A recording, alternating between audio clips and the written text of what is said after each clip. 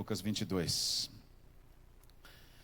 O tema de hoje, nesta noite de estudo e de reflexão, leva-nos a uma avaliação.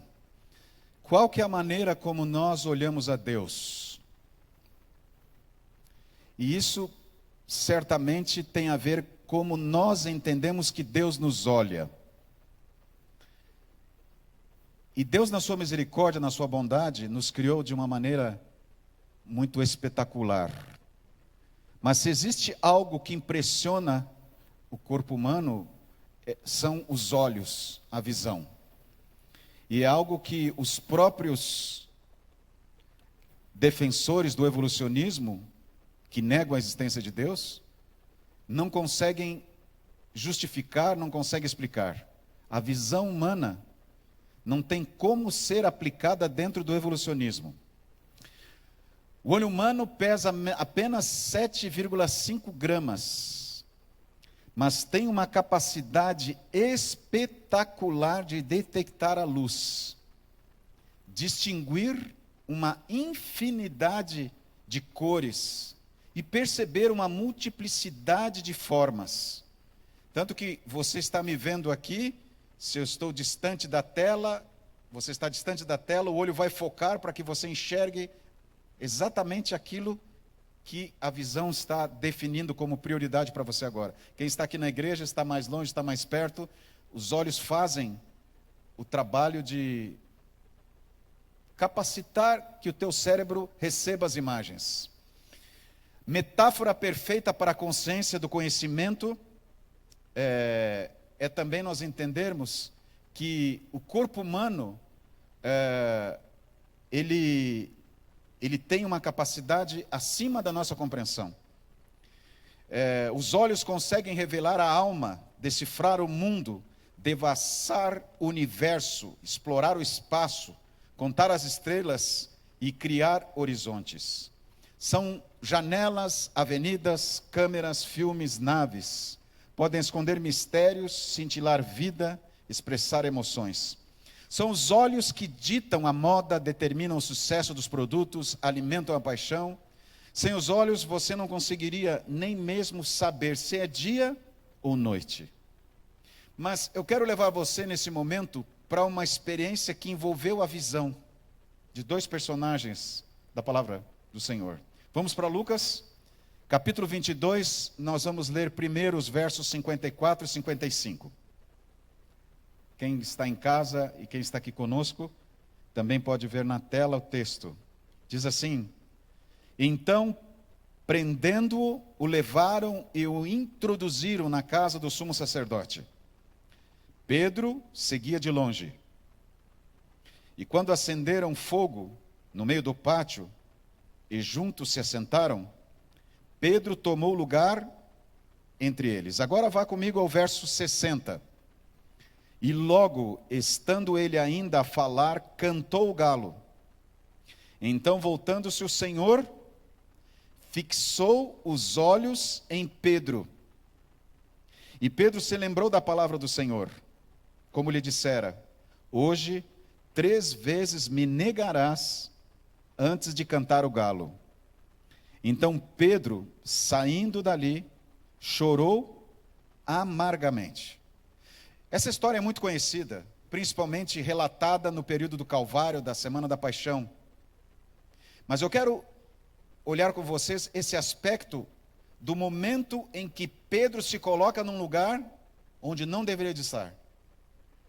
Pedro observava Jesus de longe.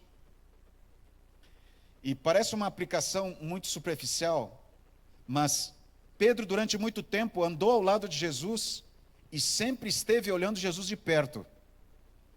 Viu milagres, viu situações que ele nunca imaginara, ficou impressionado, mesmo na experiência como pescador, quando Jesus orientou e eles pescaram de maneira extraordinária. Pedro viu morto ressuscitar, ele viu coxo andar, ele viu um leproso ser curado na frente dele.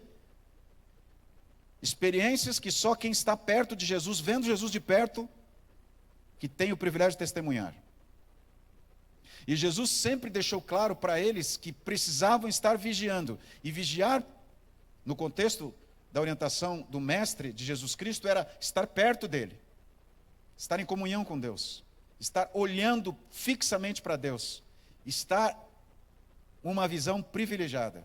Mas naquela ocasião, devido a toda uma decepção que Pedro e os outros discípulos tiveram, ele preferiu se esconder de tal maneira que não relacionasse ele, Pedro, com Jesus. Por isso que ele olhava Jesus de longe. De certa maneira ele pensava, eu vou ficar aqui para não me expor demais, para não me identificarem como discípulo dele. Mais óbvio que ele foi identificado. Nós sabemos que 3 vezes ele negou. Mas a negação de Pedro começou quando a visão de Pedro se distanciou. Quanto mais distante você está de Deus, quando menos você vê Deus, quanto menos tempo Deus é prioridade para você, mais exposto você fica. Agora, olha comigo, invertendo a posição, como que Jesus olha para Pedro. Jesus está num momento de sofrimento, Jesus está num momento de humilhação, já havia sido espancado no trajeto até a casa do sumo sacerdote, havia sido amarrado às suas mãos, e agora, naquela angústia toda, e Jesus sabendo o que vai acontecer com ele, ele se preocupa em olhar para Pedro exatamente no momento em que ele havia dito, quando o galo cantasse, você já terá me negado 3 vezes. Mas a Bíblia diz que Jesus olhou para Pedro, foi um olhar de compaixão, de ternura, de bondade. E Pedro não suportou, porque ele havia traído Jesus. Quem trai Jesus jamais planeja trair Jesus. Mas a traição acontece paulatinamente, acontece aos poucos. E ela vai à medida que nós distanciamos o nosso olhar de Jesus. Não considere seguro estar olhando para Jesus de longe. Provavelmente outras coisas chamarão a atenção de você. Outras prioridades entrarão na tua frente. Vá comigo agora para Romanos, por favor, capítulo 5, verso 8. Para você entender como Deus olha para você. E se eu falo nesse momento para alguém que, como Pedro, tem olhado Jesus de longe, ou já traiu Jesus, por seu olhar não ter sido tão seguro e tão fixo em Jesus, essa história vai nos ajudar a entender uma mudança de atitude. Romanos 5, verso 8, diz o texto, mas Deus prova o seu próprio amor para conosco, pelo fato de ter Cristo morrido por nós quando? Sendo nós ainda pecadores. Jesus não derramou o sangue dele por você, condicionando você de estar numa situação boa com ele. Ele morreu já dando para você e para mim a oportunidade de mudar a maneira como nós vivemos com Deus, a maneira como nós nos relacionamos com Deus. Esse amor, ele é supremo, ele é infinito, ele é imensurável. No livro A Ciência do Bom Viver, há um texto que descreve algo nessa direção e muito profundo para nós. Ano após ano, tem lidado com a nossa fraqueza e ignorância, com nossa ingratidão e extravios. Deus lidando com você e comigo. Agora, olha o que diz aqui. Apesar desses desvios, nossa dureza de coração, nossa negligência de sua santa palavra, sua mão ainda se acha estendida para nós. É difícil nós entendermos como alguém pode nos amar de tal maneira. E às vezes, por nós não entendermos esse amor imensurável, nós duvidamos que Deus nos olhe de maneira misericordiosa e de maneira amorável. E por nós estarmos expostos a um acusador, que segundo a palavra de Deus revela para nós em Apocalipse 12, nos acusa de dia e de noite, nós muitas vezes somos levados, como Pedro, a nos desesperarmos, envergonhados por trairmos o Mestre. Mas a remissão dos pecados está à nossa disposição, à sua disposição agora. E a certeza de que somos amados continua. Nesse mesmo texto, a declaração, ela se aprofunda mais ainda. A graça é um atributo de Deus exercido para com as indignas criaturas humanas. Não a buscamos, porém, ela foi enviada a procurar-nos. Amém? Aleluia! A graça salvadora, ela não vem porque eu mereço. E aí, o raciocínio continua. Deus se regozija em conceder-nos sua graça. Não é algo que Deus faz forçado, ou algo que Deus faz porque a gente merece. E diz ali, não porque somos dignos, mas porque somos completamente indignos. Como eu sempre tenho dito aqui, a graça não é um salário que vive ou que existe em função dos nossos méritos. A graça é em função do amor de Deus, porque somos indignos. Por isso que é graça. O olhar de Deus para você está acima da tua expectativa e da tua compreensão. Nosso único direito, a sua misericórdia, é nossa grande necessidade.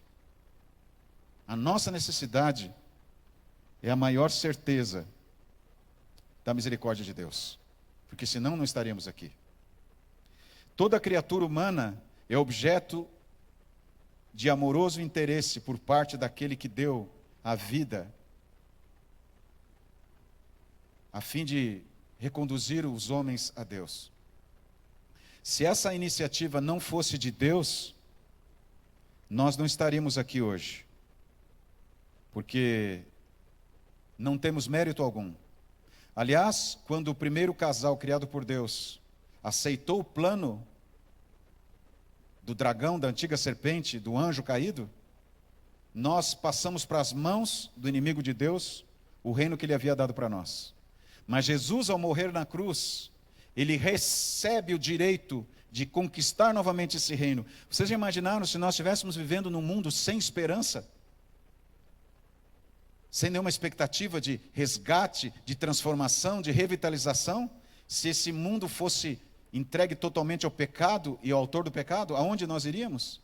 Hoje, já nesses milênios de pecado, as consequências na humanidade e nas criaturas e nesse planeta estão cada vez mais insustentáveis.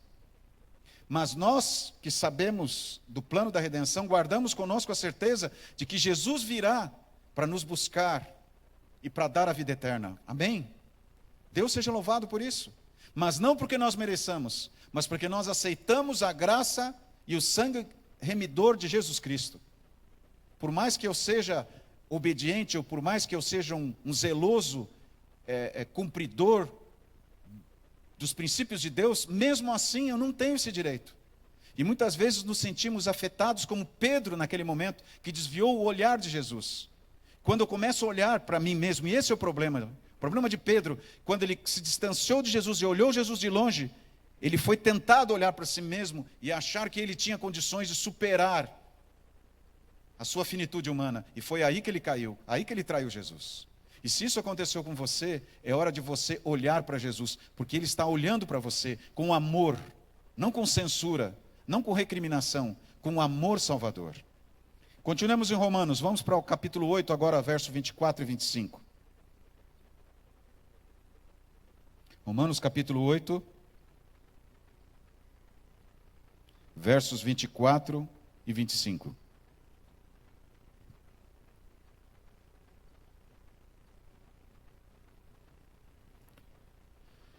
Porque na esperança fomos salvos. Que esperança é essa que Paulo fala? Ora, esperança que se vê não é esperança. Pois o que alguém vê, como espera? E aí Paulo explica, mas se esperamos o que não vemos, com paciência aguardamos.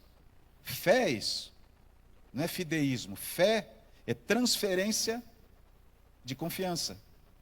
Nós não podemos ver muitos milagres, ou o nosso Salvador nos olhando agora, como Pedro viu, mas nós esperamos com a certeza de que o amor de Deus é verdadeiro em nossa vida, de que a redenção em Cristo é verdadeira, e que nós podemos ter a bênção desse amor, que não condiciona, mas que nos ama apesar de, e que nos ama antes de sermos transformados pelo amor dele.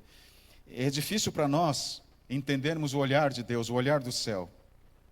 Mas eu quero convidar você a aceitar a certeza desse olhar por você.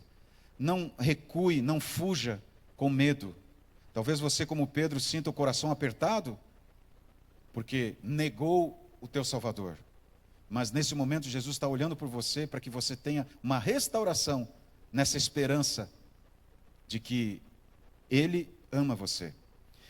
Na minha infância, eu gostava muito de visitar uma tia, os meus primos. Eles moravam numa casa com um quintal muito grande. E eu sempre estava incomodando a minha mãe para deixar eu ficar com eles o final de semana. E eu me lembro que numa ocasião, eu fui visitá-los, fiquei lá o final de semana com os meus primos, e brincávamos no pátio, e o meu tio disse, olha, não vão lá naquele lado lá do terreno, porque eu estou fazendo uma reforma lá. Ele estava construindo um quarto. Mas o que nós fizemos? Nós fomos naquele lugar que ele disse para não ir, porque nós tínhamos madeira, nós tínhamos um monte de coisa lá para menino brincar. Eu estava correndo com os meus primos, brincando, estávamos fazendo um esconderijo secreto, uma cabana, aquela coisa de menino, né, que naquele tempo brincava no quintal, subindo em árvore. E quando eu estava correndo com eles, justamente naquele lugar que meu tio falou para não correr, eu pisei numa tábua com prego. E eu me lembro como se fosse hoje, o prego entrando no meu pé e atravessando assim. Eu nunca tinha passado por essa experiência. Eu não sei quantos meninos já passaram por isso, mas era comum naquele tempo perguntar quantas vezes você pisou no prego, atravessou. E eu gritei. O meu tio falou, não vai lá, e eu fui. A minha tia falou, não entra naquele lugar, para mim e para os meus primos. Pois eu entrei e pisei no prego. Toda a vizinhança ficou sabendo que eu pisei no prego, pela gritaria que eu fiz. E a tábua estava pendurada, eu era pequeno naquela época, meu tio foi lá me socorrer, me pegou no colo, aí me levou para um lugar, e daí precisava tirar o prego, tirar a tábua lá. E aí foi outra gritaria, mas eles tiraram o prego do meu pé, aí precisou fazer, naquele tempo não tinha todo o cuidado que nós tínhamos hoje. O cuidado não tinha o recurso, né, de ir para o pronto-socorro, não existia esse negócio, o máximo que tinha era uma farmácia. Aí vai lá colocar álcool e colocar mais não sei o que em cima, e arnica que colocava na época também, para não infeccionar. Mas o pior para mim era a vergonha de olhar para o meu tio e a minha tia e saber que eu estava sofrendo porque desobedeci. Mas eles em momento algum disseram assim, olha, por que você foi fazer isso? Eu disse para não fazer. Não teve tempo ou não pensaram em fazer, eu não sei. Eles simplesmente cuidaram do ferimento e me socorreram. O menino que era importante para eles, era o sobrinho, mas que era desobediente. E eu estou aqui hoje, não teve nenhuma sequela. Eu sei que Deus muitas vezes tem dito para mim, Marco, não é esse o caminho. Mas quantas vezes eu e você, nós temos olhado Jesus de longe e temos duvidado que Ele olha por nós e que Ele sabe o que é melhor para nós. E temos nos afastado e causado ferimentos em nós. Nesse momento, eu quero que você olhe para Deus e saiba que Ele está olhando por você. A esperança de que fomos salvos, a esperança que se vê, não é uma esperança. Mas nós temos certeza de que mesmo não vendo, nós podemos confiar que Ele está olhando para você nesse momento agora, que você está me assistindo aqui, que você está me ouvindo aqui. Ele está olhando por você e te ama muito. Amém? E tem poder para curar a sua ferida, mesmo que você recebeu essa ferida porque olhou Jesus de longe, ou porque insistiu em fazer o que Ele disse para não fazer, como Pedro aquele dia, e como eu e como tantos. Que Deus te abençoe a confiar nessa esperança. Mas se esperamos o que não vemos, com paciência o aguardamos. Deus nos olha e quer nesse momento que você olhe para Ele. Que Deus te abençoe para que isto seja uma realidade em nossa vida. Vamos cantar o hino 464, Leandro, Rogério, não desistir. Vamos ficar em pé? Você nos acompanha de casa?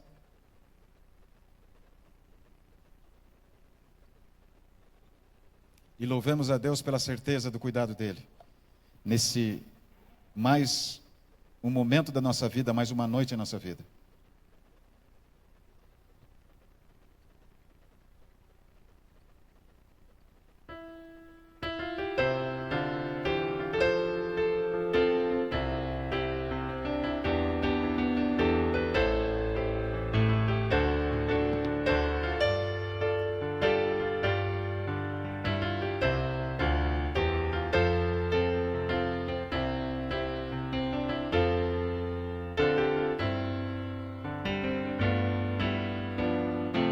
Juntos, igreja. Dias há, pensei em que triste te senti sem ter esperança e prazer, mas existe alguém que promete ajudar-te e forças a alma a trazer. Não desistir, Cristo vem logo, breve aurora há de raiar. Não desistir, vem logo, não desistir, Ele virá. Igreja?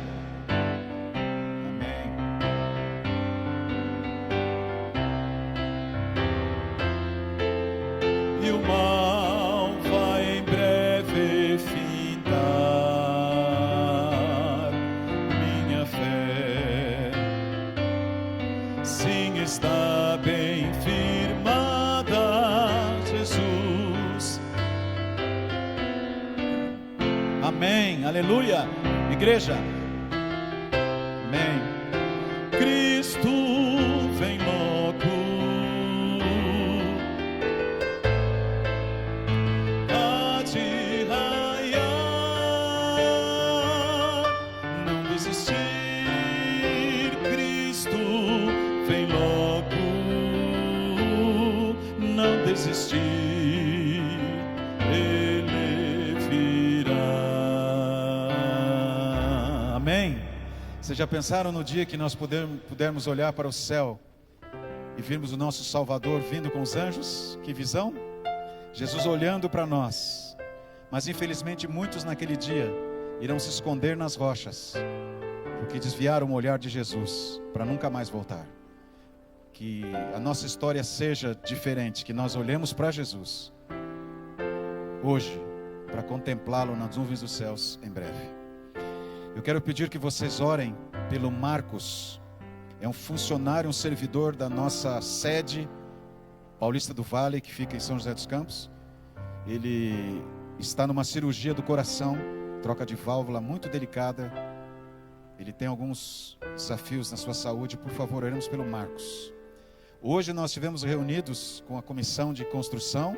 Já vamos começar com algumas atividades aqui, algumas etapas. Obrigado, está faltando a palavra, obrigado. Algumas etapas, já vamos começar com o processo da parte elétrica.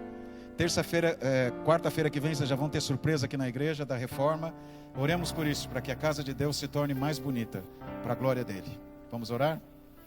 Pai querido, nesse momento nós te louvamos, Senhor, porque a tua misericórdia foi renovada em mais este dia. E nós te louvamos pela maneira como tu olhas para nós, não recriminando, não nos rejeitando, mas nos amando acima de tudo e apesar de tudo, Senhor. Mas nós queremos te pedir que nos abençoe a não desviarmos o olhar de ti. Se existe nesse momento alguém que, como Pedro, caminha distante de ti, olhando de longe, que como Pedro possa se arrepender e voltar a te olhar de perto, a fixar os olhos em ti como prioridade. e jamais venhamos a duvidar do quanto somos amados e quanto tu olhas para nós com amor. A tua graça restauradora reforça o nosso coração, abra os nossos olhos, para que possamos ver o nosso Salvador e em breve contemplá-lo nas nuvens dos céus. Em nome de Jesus. Amém.